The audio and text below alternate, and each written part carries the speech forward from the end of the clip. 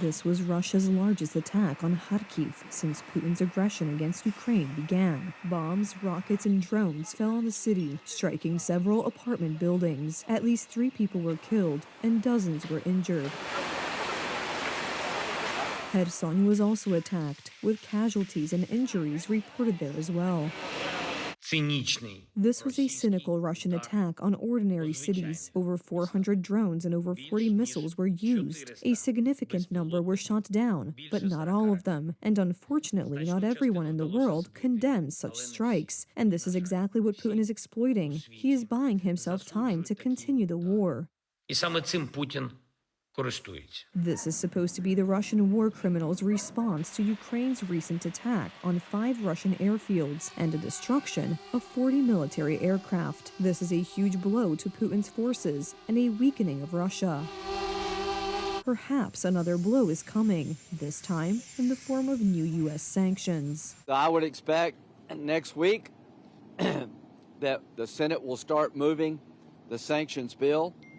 There are House members that are ready to move in the House, and you'll see congressional action. Both Donald Trump's entourage and the president himself are clearly signaling a change in their approach to Putin and Russia if the latter does not begin genuine peace talks, and there are still no signs of this happening. Hence the bill and the sanctions. Well, I know the bill. I've studied the bill. We're going to see. I mean,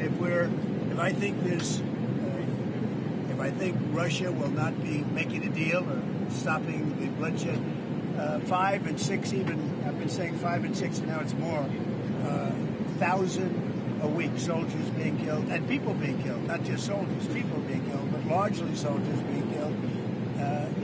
Use it if it's necessary. Russia is clearly playing for time, delaying peace negotiations and setting absurd conditions. I don't believe Russia is interested in peace.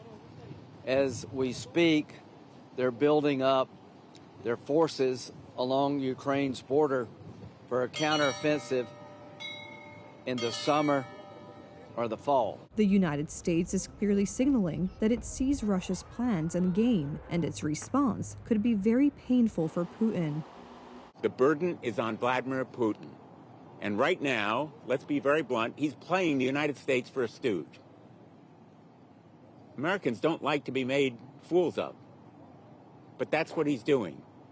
Clearly, obviously, prolonging and playing for time, stonewalling and stalling and stringing out the President of the United States. Americans won't stand for it. There are many indications that instead of peace, the Russians are preparing for a new massive strike on Ukraine, as evidenced by the large number of Putin's troops amassing in the border areas.